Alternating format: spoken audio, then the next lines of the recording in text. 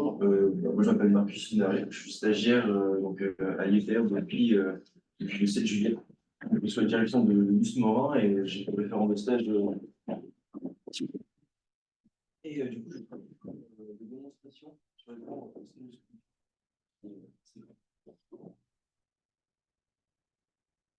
Ok, donc je vais suivre du coup au cours de cette présentation le plan que vous voyez là.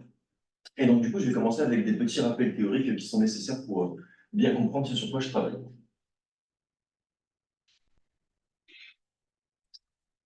Tu veux que je fasse les slides à ta place? Oui, ça, c'est exactement ça, je pense que c'est bon. Donc, tout d'abord, la stéréoscopie, qu'est-ce que c'est? La stéréoscopie, c'est la perception de relief à partir de deux vues différentes. Donc, la vision humaine repose sur ce principe-là, c'est-à-dire que l'œil gauche voit une vue de la scène, l'œil droit en voit une deuxième, le cerveau fait l'entrelacement pour permettre la perception de relief. Ok, c'est bon. Je compte l'ordinateur. Et donc, un écran stéréoscopique, qu'est-ce que c'est? C'est un écran qui permet justement la perception de relief. Donc, pour ce faire, l'écran dispose à sa disposition N vues. Pour l'écran Trinity, qui est l'écran stéréoscopique, il en dispose 5. Ça divise par contre, du coup, sa résolution par N. Et donc, le principe de stéréoscopie repose sur le fait que chaque œil voit une vue. Et pour ce faire, il va falloir que chaque œil voit une seule vue sur l'écran et pas les 5, sinon on aurait une image floutée. Donc pour ce faire, on a une grille de parallaxe qui va venir en fait obstruer certains pixels et laisser l'œil droit voir que certains pixels et l'œil gauche voir que certains pixels. On peut se demander aussi pourquoi N vue. En fait, ça permet de tourner et de se déplacer par rapport à l'écran et de garder donc une certaine qualité d'affichage, mais également en fait de tourner en quelque sorte autour de la scène 3D. Ainsi, quand l'utilisateur va se déplacer, il va voir à chaque fois une paire de vues stéréoscopiques différentes. Donc, comme ceci.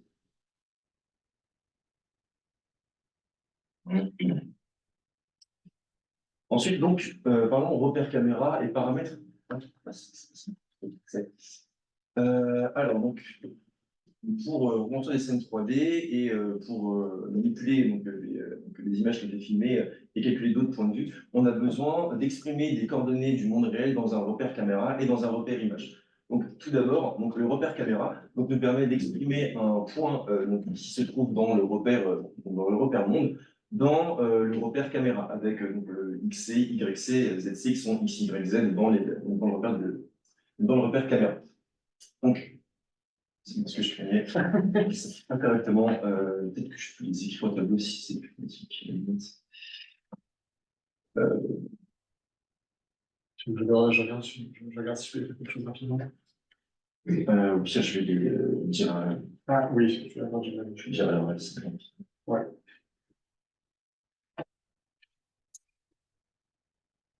Tu peux pas déconnecter les signes et te reconnecter. En fait, c'est le site qui a plus accès à mon. Et Là, tu me donnes l'intuition.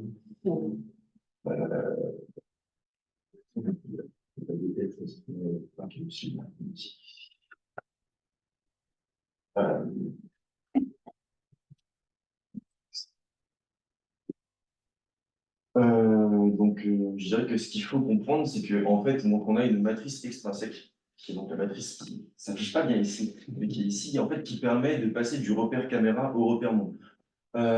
Associé à ça, donc on a la possibilité, en fait, donc associé à ça, on a, donc on a du coup le repère image et le repère caméra. Et ce qu'il faut retenir là-dedans, c'est que quand on passe du repère caméra au repère image, on va avoir une perte de la profondeur. En fait, le point va être projeté sur le plan image, et on va perdre du coup cette information de profondeur-là. Donc, c'est ça une matrice qu'on ne peut pas lire, mais qui est en fait qui s'appelle la matrice intrinsèque, qui va stocker comme données la distance focale de la caméra, la largeur d'un pixel et la hauteur d'un pixel. On a associé à ça plusieurs équations qui nous disent par exemple que, c'est pas bien ici, mais que U est égal à l'inverse de la hauteur d'un pixel fois la distance focale multipliée par YC sur ZC plus CX, qui est en réalité la distance entre le repère image qui commence ici, et donc on a une dans cette direction-là, une dans cette direction-là, et CX, ça correspond au décalage entre le centre finalement du capteur et l'origine de notre repère image. Ce qu'il faut comprendre, c'est notamment que, je ne comprends pas bien, mais qu'en gros, donc on a une matrice de paramètres intrinsèques et une matrice de paramètres extrinsèques, et qu'en fait, ces deux matrices-là nous permettent de projeter un point qui est dans le repère du monde réel, dans un repère image. Comme on a des matrices, on peut également calculer leur matrice inverse. Et on pourrait dire que du coup, on peut retrouver la position d'un point, donc finalement d'un point dans une image, dans le monde réel, mais dans les formules qu'on ne peut pas bien voir sur les slides d'avant, on a vu qu'on avait besoin de ZC. Et cette information-là, justement, on la perd quand on projette dans le repère image. Donc c'est là toute la difficulté de reconstituer une scène 3D. Donc en fait, ce qu'on peut savoir, c'est que le point se situe quelque part sur cette boîte-là, mais on ne peut pas savoir sur, on va dire, quelle partie du le plan Z il se situe. Pour ça, on a justement donc, les cartes de profondeur. Donc avec donc, un matériel différent de la caméra, on va capturer les différentes profondeurs donc, dans la scène. Pour ça s'affiche encore pas bien. Mais bref. Donc, on a une caméra, on a une distance minimale qui est, on va dire, le point le plus proche capté par le capteur et une maximale qui est le point capté le plus loin. Et on a un point quelque part entre les deux. Grâce à cette formule-ci, on va pouvoir convertir en fait cette distance en une valeur de pixels qui va être stockée, dans mon cas, entre 0 et 255. Ça va nous donner une image noir et blanc qui en fait va nous indiquer à quelle profondeur se situe chaque pixel. Donc un pixel qui est noir va se situer à l'infini ou du moins le plus loin possible sur l'image. Un pixel avec pour valeur 255 va se situer le plus proche possible. Alors, donc ensuite, donc les travaux du laboratoire. Donc, en tout premier, on a donc un driver Fidelity, une application TreeView, qui est en fait une application qui a été développée par le constructeur, par le constructeur Fidelity. Donc, leur application prend en entrée donc, des séquences multi-vues, donc avec 1, 2, 3, 4, 5 vues. L'application va faire l'entrelacement et donc créer une vidéo stéréoscopique. Donc, on ne peut pas bien observer ici, vu que ce projeteur n'est pas un projecteur stéréoscopique. Mais pour vous donner une petite idée de l'entrelacement, donc on a par exemple ici un screen de la version multivue, donc c'est une image qu'on peut voir nettement. Et ici, on peut voir que l'image est très floutée, qu'il y a une sorte de pattern qui correspond en fait à l'entrelacement des vues. Ensuite, donc on a des démos qui ont été faites par une certaine clinique, je connais par mon stage, qui sont en fait des démos qui sont lisibles par l'application TreeView. Ce sont des séquences 3D, donc des séquences 3D qui ont été notamment créées par interpolation de différentes vues de caméra. Donc à la base, il y avait déjà 5 vues qui étaient en arc de cercle, et donc en fait, Émilie a par interpolation créé d'autres vues. Ce qui l'idée ne se lit pas. Je vous la montrerai après, à la limite, mais en fait, donc on est censé pouvoir tourner. Bah voilà, justement, on peut tourner autour de la scène et on n'a pas en fait d'artefacts bizarres qui vont se créer. Chaque vue est créée par interpolation qui nous permet de tourner autour de la scène. Donc, il y a également une version stéréoscopique de cette vidéo qui est visible sur cet écran ici et pas sur le projecteur. C'est malheureusement donc, une vidéo qui est non interactive, on ne peut pas bouger dans la scène et donc le calcul est fait en hors ligne. Et troisième démonstration, c'est le M3D Player Lab, qui est une application de lecture de séquences 3D qui permet ici un rendu en temps réel et donc une interaction avec la scène. Donc en fait, la scène 3D que vous voyez dans la partie supérieure de l'interface graphique, avec la souris, on peut finalement tourner la scène, mais comme ici on n'a pas d'interpolation, on va avoir finalement une espèce d'extrusion qui ne va pas rendre très bien. En entrée, on a donc soit des séquences multivues comme on l'a vu pour l'application TreeView, soit des formats avec image 2D et carte de profondeur. Et en sortie, on a une vidéo stéréoscopique. Donc, parlons maintenant de la structure du player 3D. Alors, la structure logicielle est assez complexe, c'est grosso modo une structure MVC. Ce n'est pas exactement MVC, mais ça y ressemble dans les grandes lignes. Donc, on va avoir un modèle qui va regrouper donc, les séquences qui vont être stockées dans des fichiers XML, qui vont stocker l'emplacement des différentes frames, différentes informations comme par exemple la profondeur minimale, maximale, la distance locale, et donc des frames multivus ou des frames 2D avec une carte de profondeur. On va avoir également un contrôleur qui est également un contrôleur renderer, les deux sont un peu intégrés l'un dans l'autre.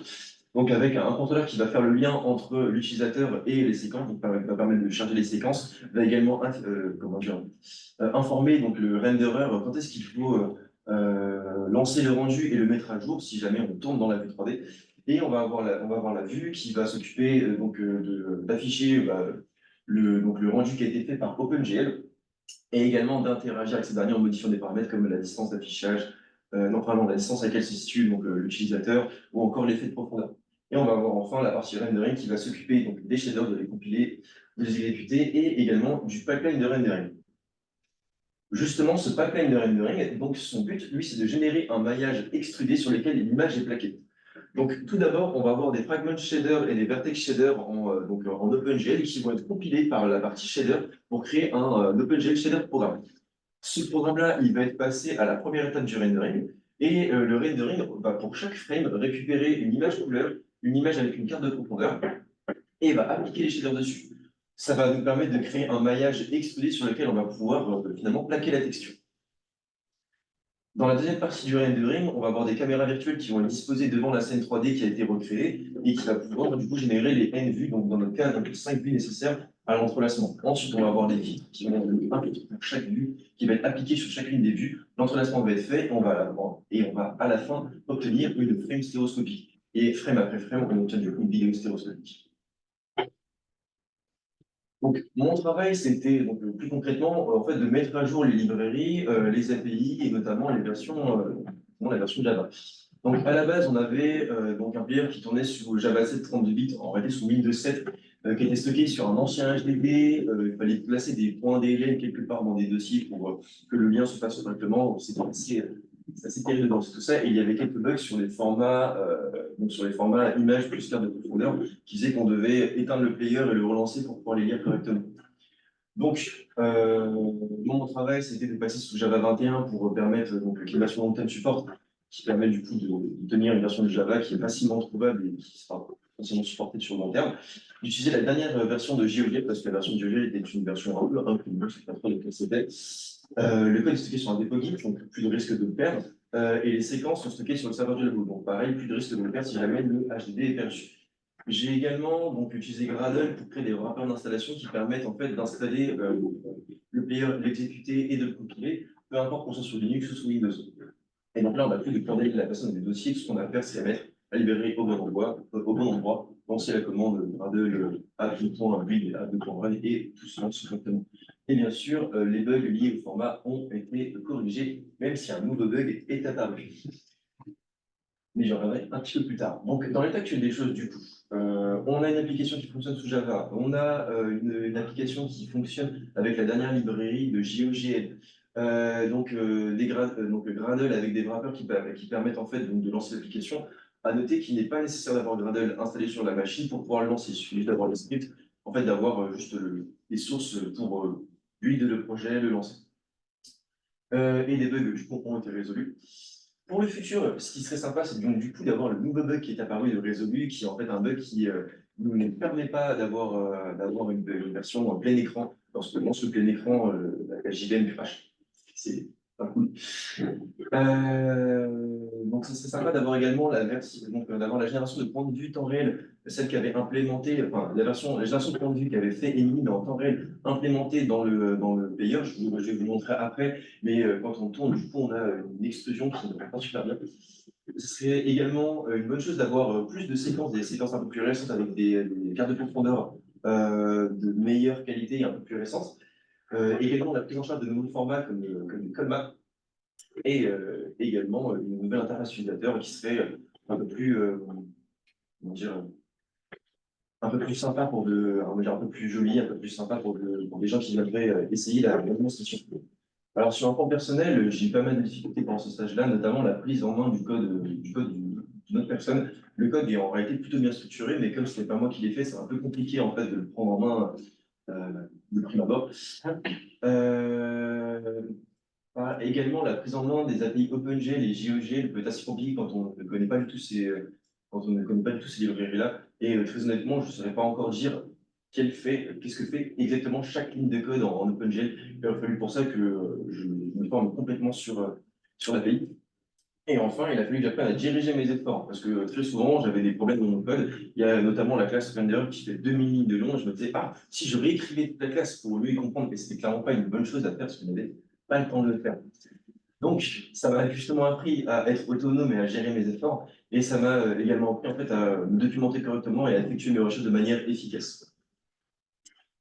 Et donc, je vais pouvoir passer à une petite démonstration sur l'écran. Je vais te mettre.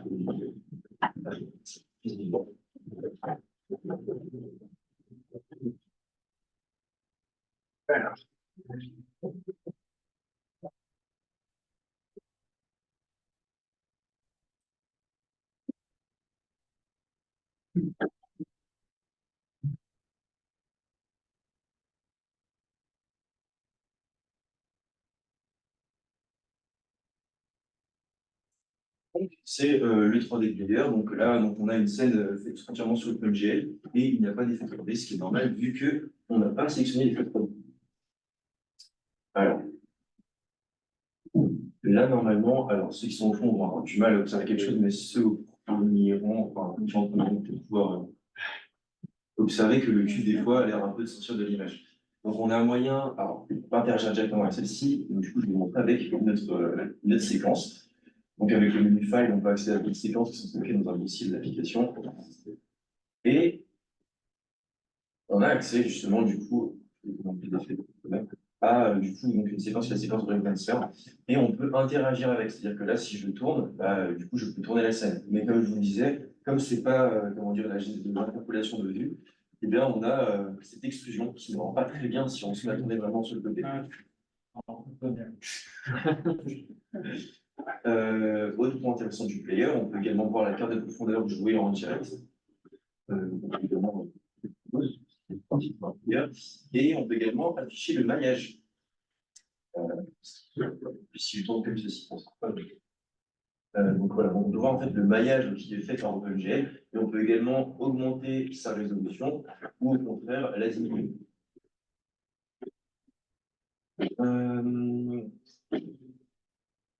On a également donc, des menus avec lesquels on peut interagir pour avancer le plan focal et le reculer. Ce qui va être devant le plan focal va sortir de l'écran, ce qui va être derrière va sortir de l'écran, enfin va rentrer dans l'écran. On peut augmenter l'effet de profondeur ou le diminuer. Si je le mets au minimum, ça revient à avoir une image 2D. Si je le mets au maximum, c'est pas très agréable à voir, mais c'est, comment dire, la profondeur est accentuée. On peut également régler donc le paramètre user distance pour si on est plus ou moins loin de l'écran. Et l'effet, donc le flou, nous permet de flouter ce qu'il y a en arrière-plan parce que ça peut être compliqué en fait, quand ce qu'il y a en arrière-plan peut être compliqué à voir pour l'œil humain finalement. Et comme je le disais, c'est une application, oui, donc une application qui est adaptée à plusieurs écrans. C'est-à-dire qu'on a donc un entrelacement pour l'écran de Trinity, mais en fait, on a également la personne qui a travaillé dessus initialement avait d'autres écrans à sa disposition et en fait a créé des entrelacements pour d'autres types d'écrans. Et faut dire, c'est tout ce que j'avais compris sur cette démonstration. Super, merci beaucoup.